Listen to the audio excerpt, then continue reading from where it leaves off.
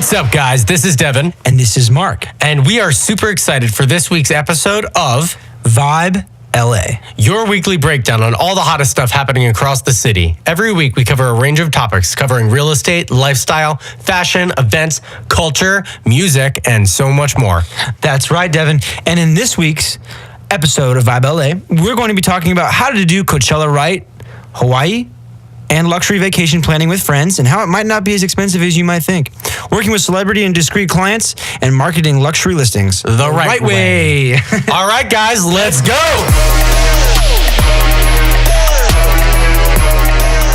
So, Mark, are you going to Coachella? Unfortunately, I am not this year. What a loser. I know, dude. Did you know I snuck in last year? Did you? How? Well, so my buddy and I were like... This is not how to do Coachella right, by the way, but tell me. This is how to do Coachella wrong. So anyways, my buddy and I, we wanted to go to Coachella. We didn't have a ticket, and we kind of just let it go. We decided, not this year, and then it came up to the time, we're like, you know what, this year, yes, we got to go. But tickets were like ridiculously expensive, and like I was like, all right, let's just go try and sneak in. So we drive all the way down to Indio, and we park our car like, I'm not even kidding, 2 miles away from the venue at like some CVS or Rite Aid or whatever it was outside the venue in some neighborhood. Walked all the way to the Polo Grounds and kind of just like peeped around, looked to see where we can get in. Nowhere else made sense but besides the main entrance. So we wrapped water bottle geyser wrappers around our wrist. And we walked up to the first security. Wait, like, what do you mean you wrapped geyser water bottle around your wrist? What do you mean? Like, the wrapper around the water bottle? What does that do? I don't know. It's an illusion. Are you trying to create, give people the idea that you're a fucking water bottle? Like, what? Yeah, I just tried. And so anyways, so we go up to the first security guard, and I pass him a 20. And he just grabs it and lets us go through. Cool. 2 more gates to go. We decide to try to go to the main gate, like where you go through and it has like the ticket scanner. And that didn't look too promising. My buddy tried to hand him 100 and the guy's like, no, you gotta go. So we went to the camping grounds, met up with a couple friends, and they said, look, just try. And I said, okay. So we just tried on like some bracelets they had on, whatever, just to make it look like we had some extra stuff. We go to walk through the security where the scanner thing is again. Mm-hmm. And it was a different gate this time. And we walked through, we're kind of smudging between people that, like our friends, like kind of sandwiched in between. And we just like pretend like scan. And then my buddy gets past, there's someone else in front of me, and then someone else behind me, and I'm in the middle. And I just kind of like, walk through, pretend to scan. The guy's like, hey, wait. And I turn around, and we just literally made eye contact for like 3 seconds. And I just stared at him, and we just stared at each other. What? And then he's like, okay, it's cool, let's go. No, I'm not even kidding. It was crazy, and I was like, woohoo! Coachella! What a monster, dude. I know, I fucking love it. So you went from one day then? Yeah, I went on day 3 to see Porter Robinson and Matty On's last set, and I was like, you know what, I'm doing it. That is intense. I have another friend actually that snuck in kind of a different way. Her first name's Cassie. Love you, Cass. I'm not going to give you your last name to rat you out, unlike Mark did himself. But anyway, so she basically knew through one of her friends to get in touch with these guys, like actually guys that work there, kind of do maintenance on the fields. And they basically have these pickup trucks, right? Mm-hmm. They're driving around, they go through the back entrance. So what they did is they were charging people $100 to basically throw them in the bed of their truck, close the top, and then drive them through the maintenance gates. Not even kidding. And then they just let them out, like literally, like in the behind a tent somewhere, and like they were like literally, it's like people cross the border. Like it was insane. No way. Like Coachella Coyotes. Yeah. And I mean, if you knew people, or like if you went, like they did like package deals, like if you like talk to the same person, like you do all 3 days, they'll hook it up for like $200 or something instead of like you pay the $500, $600, $700, whatever. Yeah. So do you have their number? I don't have their number. I can probably get it, but Mark's not going to do it. We should try it. Mark's not going to do it. we should do it, bro. And do an episode on it. Anyway, so we're going to talk about how to do Coachella right. A couple of quick tips. I think it might be a little late for this year. We should have done this last week, but it's things you can keep in mind for all festivals. Coachella would be awesome. But let's start with this one, bro. Have you heard of the idea of burying alcohol? Or burying miscellaneous things that you're not allowed to get into the park before they set up the festival. Are you talking about for camping or for... No. So what you do is, obviously, you know where the festival grounds are, right? Yeah, the polo fields. Exactly. So what you do is you go about 3 weeks, or you have somebody go 3 to 4 weeks before the festival starts, right? You pick like a marker, like a tree or like a plant or something. What? Right? Wait. You bury a hole, right? You take like a swell bottle or like just a bottle of whatever, you know, a little like, baggy thing. You wrap it up and you bury it like about like 8 to 10 inches under, right? Oh my god! And then what you do That's is genius. you bring a blanket into the festival grounds after, they set everything up. Hopefully they didn't build a stage on top of your stash, but what you do is you take a blanket, right? And you get a couple friends to sit on the blanket. Behind the blanket, you have your area, right? Where you marked your stuff. You just dig a little hole, right?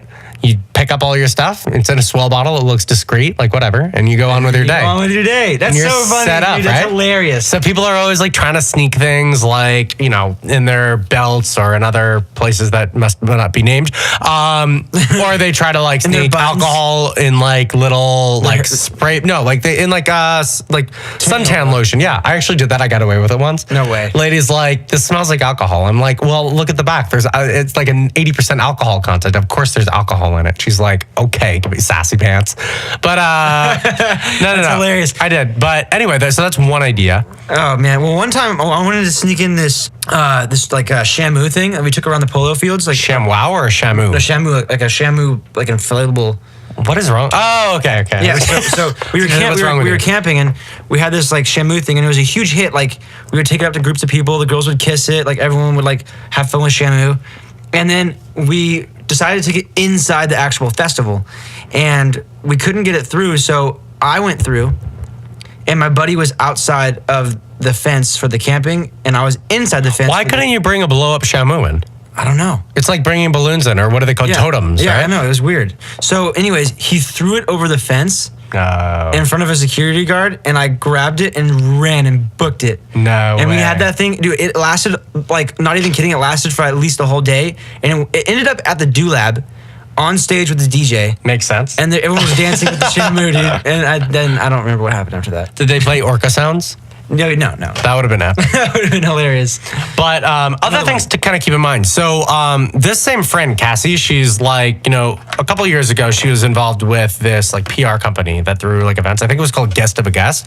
Anyway, a pro tip when going to like events like this, where there's a lot of, it's not just the event itself, the pre-parties, the post-parties, the hidden art galleries, all this stuff that happens around, the festival itself. Like not inside. I'm talking like after parties 3 miles away. Get involved with people. If you have friends or friends of friends who are working with PR companies, working with fashion companies, working with alcohol companies that are participating in Coachella, you can get on the list to hang out with these things. I mean, I remember I had a good friend that invited me to a Lacoste party where they literally like burned the Lacoste logo into these, what are they, like the coconuts, and they had like pina coladas in the coconuts. That's cool. And they had, I forgot the name of the DJ. It was Steve Aoki was literally playing for a pool party of like 12 people. 12 people. Literally in in the pool party. That's cool, though. Yeah. No, That's that's cool. what I mean. So like there's so much that goes on because these DJs are there when they're not on set, like on stage for their hour and a half or whatever. I mean, they're partying, they're DJing, they're having fun, they're doing what they do best. And I mean, imagine, you're cool, you're at Coachella, but like imagine being at a pool party where like Steve Aoki's playing and you're sipping on like a Mai Tai. Like In a coconut. yeah, while like sitting on a blow up Shamu. My blow up shamu. It's probably still there. Rest in peace. Shamu's not a thing anymore, is it? I think they like took the Shamu out. It's a touchy subject. Not took the Shamu out. They like just stopped the whole Shamu program. That sounded so morbid. So is he like just hanging out swimming? He's not. He's like, where are all the humans? I don't know, bro. Stop getting weird. Speaking of whales and sharks and shamus, bro, What? what did you do over Easter? Dude, we already talked about this. Easter was a while ago. Oh my gosh, you did. Easter was like 2 weeks ago. Okay, what did you do? He just got back. Hold on, guys. He just got back This from is Hawaii. why I honestly wanted Devon just to say something so then he could say, what did you do? And then I would say, I went to Hawaii recently. Well, this kind of goes hand in hand with what we're going to talk about, like vacation rentals. Yeah. But like, let's talk about your Hawaii trip because I know you're ecking to get that out right now. Yes. So my girl and I went to Hawaii. Sounds fun. All right, so guys, no, I'm kidding. It was awesome, though. It was actually really cool. We went down to, first night we flew into Maui, went to Lahaina, stayed there for a night, I think at the Hyatt. And, dude, they had African penguins hanging out in the resort. And I was like, what? Like This is so imported from Africa. I mean, I'm sure they're not Alaskan penguins because they'd probably be very miserable. But no, yeah, it was crazy though. They're just like hanging out, chilling. I got some pictures with them. Max and all cool. Yeah, and there's this place Playing called some b-ball outside school and a couple of guys, they were up to no good. Okay, enough with this song. Devon Norjean, yeah. Okay, so anyways, we went to this place called Black Rock right outside the hotel, and we jump in the water. We're snorkeling, and all of a sudden, boom, this fat turtle is right in front of us. So cool. Climb up like this giant rock, jumping off the rock into the ocean, and then a giant tiger shark just ate someone in front of me. No, I'm just kidding. That didn't happen. That would have been cool. That was scary. But yeah, and then we went down to the Grand Wailea. And okay, guys, you might think Hawaii, wow, super expensive. And it can be, but it doesn't have to be. So we stayed at this place called the Grand Wailea. Not the hotel, though, but the private beach villas. They have like some I don't know, some number of homes in their condos. Like, I think it's like 80 or something like that. Anyways, these are going for like 3.5, 4.5, 5.5 million dollars. Super nice condos, HOA fees of like $2,500 a month, like water features, ponds. You got, multiple swimming pools, a gym, workers there like to attend to your towel needs, umbrella needs on the beach, crazy stuff. And for a night there on one of them that's like 3.5 million for sale, it's like $1,500 a night. Okay. So if you go with like 6 people, that's like $250 a night, and it sleeps. Let's see, there's a master room that sleeps 2. There's another room that sleeps 2, and then there's another room that has a pull-out sofa that sleeps 1 or 2. So that's like 5 or 6 people. Okay. So that's like $250 a night in Hawaii at a nice, like, high-class resort. And that's what I was saying. So, like, similar to Coachella or even doing vacation rentals, birthday rentals, anything rentals in general, the more people you have, I mean, break down those costs. They may seem like they're ridiculous up front. Like, you see, $8,000, $10,000 rental for a place, which can be obscene. But then you get 20 people involved, like 18, 15, whatever, however many people involved. Shack up. Just, do it. I mean, you guys are there to party half the time anyways. You're going to end up like probably just sleeping whatever off. But then you're going to wake up again and do it all again the next day. So like Coachella, I mean, yeah, you could talk about, even for Instagram, don't like find some overpriced hotel where you're like literally sleeping on the floor. It's like, I don't know, it's just weird. So you can literally get a cool place. You're either like crashing on a cush couch or like a nice bed. A cush couch. What's it's like a cushy couch. I don't even smoke, dude. Anyway, no, like just a comfortable sleeping arrangement. And then you have a cool pool in the backyard. You're maybe on a golf course. You may be somewhere else. But just have a good time because you're going for the experience. Exactly. And honestly too, with dinners and stuff like that, you split it all together. You can bring a bottle of wine, pay a corkage fee. Everyone gets a nice glass, bring 2 bottles. It's great. It's like a really cost effective if you kind of think outside the box. Well, on the corkage thing, this is a totally separate topic, totally off mark on everything. But I had this cool idea the other week. So when you go to a restaurant or you go to like wherever and you pay corkage, what does it mean? You're paying. Okay, so I see where this is going. So you're paying for the service of uncorking the wine and pouring it, and the restaurant losing the option of selling a glass or a bottle. But 90 to 95% of the places I go do not specify wine. What I'm suggesting is you bring a handle of tequila, and for $20 plus the, let's say, $25, $30 it costs for the tequila, you're getting an effective cost if you were to pay at the restaurant of about $300 to $400. Devin, silence your cell phone. I'm sorry. It's my friend Elmira. Elmira can wait. Yes. Just kidding, Elmira. No. That's fine. We love her. But no, think about it that way, right? You get a cool restaurant. Well, it has to be a cool restaurant that'll let you bring in a bottle of tequila and open it for you, and then you get to pour drinks for all your friends. Or you can just bury it in the restaurant. You could. And then you come back. Oh my God. Just like literally tape it to the table. Bring the duct tape. Just walk into a restaurant with duct tape. Walk in saying, oh no, I forgot something last night in the restaurant. I was so drunk. We sound so savage. I love it. That's great. All right. So moving on. We have a fun topic that I enjoy. I think Mark enjoys as well. So we're both, as you know, real estate agents in Los Angeles. Just closed escrow today, baby. Nice. I'm about to close another one in a week and a half. It's going to be fun. I'm closing one more on May 25th. Okay. Well, I just closed one like literally last week. And I moved my client in like 3 days ago. Hey. Bro. All right. So moving on. Anyway, we're kicking ass, taking names. What I was saying is I happen to be working with a client right now. he is a celebrity. It is a more discreet client. Again, I'm not going to name names. I'm not going to give any information. We can say no, we're not going to say anything. That I am super happy about this because this client is in a scene that I truly love. That's all I'm going to say. Okay, the music game. Anyhow, we wanted to talk about some of the things that we have to keep in mind as real estate agents or just even professional advisors when representing high-end and or discreet clients. So, Mark, I mean, what are your thoughts on this? Well, I think it's good to be upfront. I think it's good to talk to the client and say, I understand that you probably want some privacy. Now, what is it that you want from your agent as far as the extent of that privacy? What would you like the process to be like? Would you like to be completely in the dark with everyone else knowing your information? Would you like to share some of the information to bring extra value to the home? Because sometimes people fiend to buy homes from celebrities.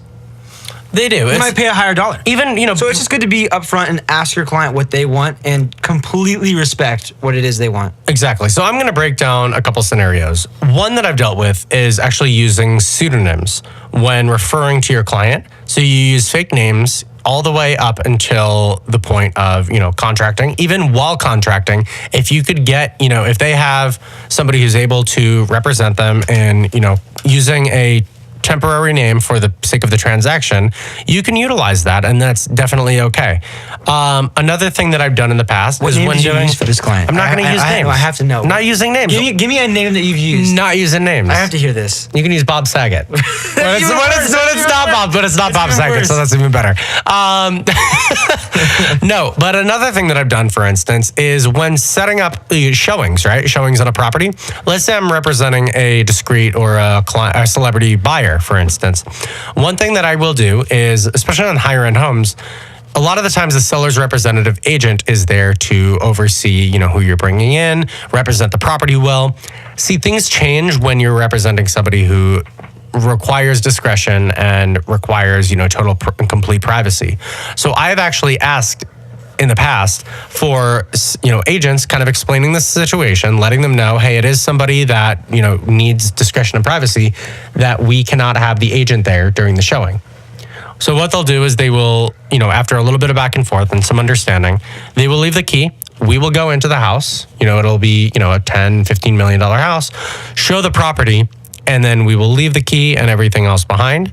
But, this is very counter to how luxury real estate works a lot of the time, when you will have both agents there, your representative buyer's agent, as well as the agent representing the sale of the house there as well, representing the best interest and communicating the value for the selling client. Another thing, when representing a seller, for instance, if it's, a high-end or luxury or discreet seller, there's a lot of loopholes that you have to go through before showing the house. It doesn't just come down to, taking out photos, hiding belongings that are, could give something away. It's also signing NDAs. Anybody who's taking a look at the house has to sign an NDA. For clients who don't know what that means, what does NDA mean? NDA is a non-disclosure agreement, which is a legally binding contract that says, well, really anything that is marked in the contract, essentially along the lines of they cannot communicate to any other party outside of this, this business relationship, who they're dealing with, how they're dealing with, what they're dealing with on, or any other information that could potentially put somebody else at legal risk for damages. So, when showing these houses, it's hiding pictures, it's getting the NDAs signed, it's requiring proof of funds up front or, the pre-approvals up front, which, is typically the case in higher end luxury real estate. But when dealing with these celebrity clients, you have to make sure all the T's and I's are dotted inside and outside before even opening the front door. Yeah, it sounds like it's a lot more work, but at the same time, it's usually a lot more pay. It is, but ultimately the biggest thing is just earning the trust and, representing your clients. You earn a reputation for, understanding that, these types of clients appreciate discretion, and you have to run your business that way. And that's about this too. Once you're at the top, as far as any industry, it's a small niche market, so everyone typically knows everyone. So if you do a really good job and you hit, the ball out of the park, chances are you're probably going to get some referrals. And that's it. At the end of the day, it's about our job is representing our clients in the best way that we can. So we'll do whatever it is that they ask. Tell us about this project, about the house, because we got to talk about it a little bit here. Yeah. So I do have it's a luxury listing coming up in Malibu. Right now, the seller is not really interested in selling the property per se, but everybody has their number. So we do have one in mind. We are still in talks, and it is coming up. It's going to be definitely north of 10 million. This is actually featured right on the beach in Malibu. It's actually designed and built by a designer named Scott Gillen. It's an incredible luxury home right by Pepperdine. I mean, this place right now, we're going to have it going for $75,000 a month over the summer months. It is, it's up there, but if you look at Malibu and this, this caliber of home. And this season too, summer. And this season. Right now, summer soon. I mean, this is where the market really is, guys. So, this is a complete custom home, the highest end finishes, furniture, everything throughout. And, when dealing with these types of homes, it's about being very, on top of every detail that goes into it. So marketing a luxury listing. And then, wait, hold on though. Also, sure. So as far as marketing the luxury listing, let's just go ahead and spoil it. Video. Sure. So we are, for any listing that I do that's, in the luxury space, we're going to go all the way when it comes to high-end photography, high-end videography, putting together a full marketing package that we go to market with, reaching out to our, our international network with, partnership with Knight Frank, et cetera, et cetera. There's a lot that we do. I could list it all out, but it'll bore some of you guys. But moving on, we go as far as bringing on, DJs and custom producers to make custom music for us as well. This is where Mark comes in. Oh, sorry, I spoiled it. No, but yeah, so I actually consult with Mark a lot on a lot of our, mixes and a lot of our projects that we're doing in the luxury real estate space, because he is able to really take any input that you give him and create a product that is completely outstanding, professional, high quality. Thank you, bro. In like 0 time flat. The last one you put together in what, 2 hours? Yeah. Is that a joke? Not done. It's not done yet, but it's getting there. No, but this is something you listen to the quality of this music, and it's just this is something that sounds like it would take weeks and weeks of editing and mastering and putting together. This guy's able to pump them out like it's nobody's business, and the quality is there, which is the biggest component. Thank you, Devin. You're the man.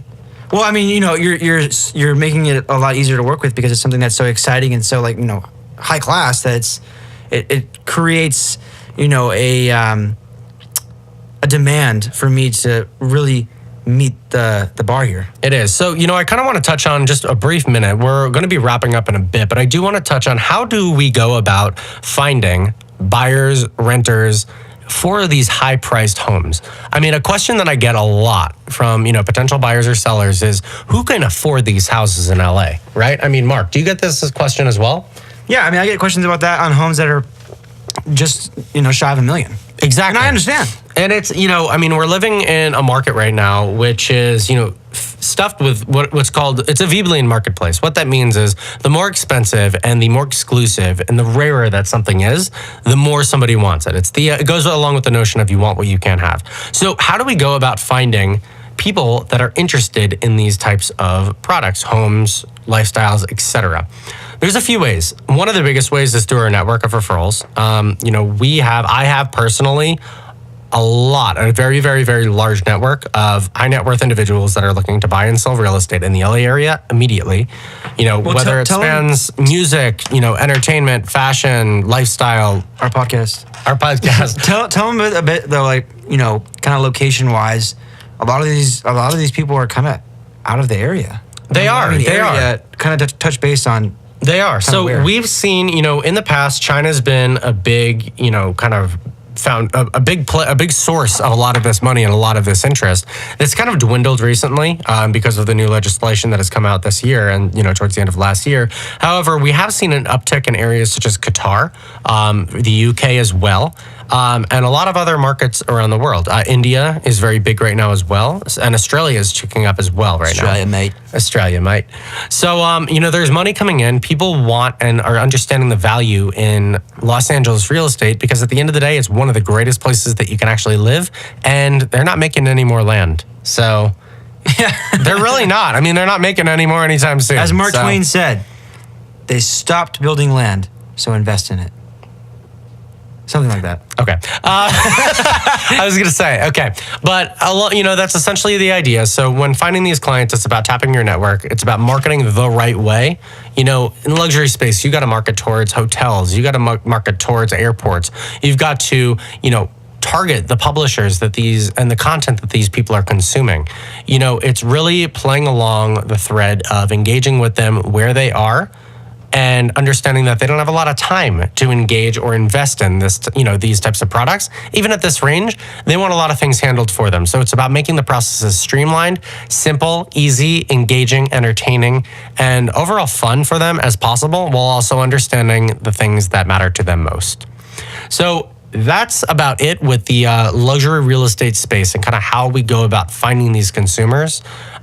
Let's kick it off. Back to Mark. Yeah, dude. So that was awesome. Very good. Super pumped about that. Very excited to do the music on the video. It's gonna be pretty epic. And actually, when it's done, I want to add it into one of the podcasts. It's not quite done yet, so can't spoil it yet. I'm doing some transcendental meditation over here, so leave me alone for a couple of minutes. Hey guys, so some exciting news. Our song "Wonderful Beings" it was dropped in some podcasts ago. It's actually being picked up by a label. We just signed all the contracts and everything, so it's getting picked up by a pretty big agency, and super excited about that. We'll keep you posted on the release date for that. And another thing too is we got word from another DJ. His name is Tommy Sunshine. Super awesome guy. Met him at a block party in EDC a few years back. Anyways, super cool guy. He's an OG in the game.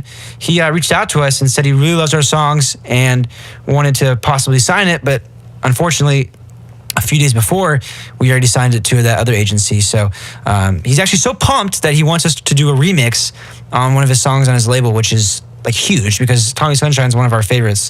And to have him reach out to us is just, it's awesome. It's really cool. So No Etiquette is really stepping up in the game. I mean, I guess it shows that it takes time for this to happen. We've been making music for 7 years, but we've only started releasing stuff for the last 2 months. So, you know, with that being said, my little tidbit for you is, if you have a dream, if you have a passion, please don't ever give up. Follow it until the very end. Just keep going, keep pushing, keep plugging away, because you never know whenever, you know, it might pay off. So without further ado, we're going to wrap up this podcast. Thank you so much for listening, and we're going to drop a cool tune in here. All right, guys. Vibe LA. Out.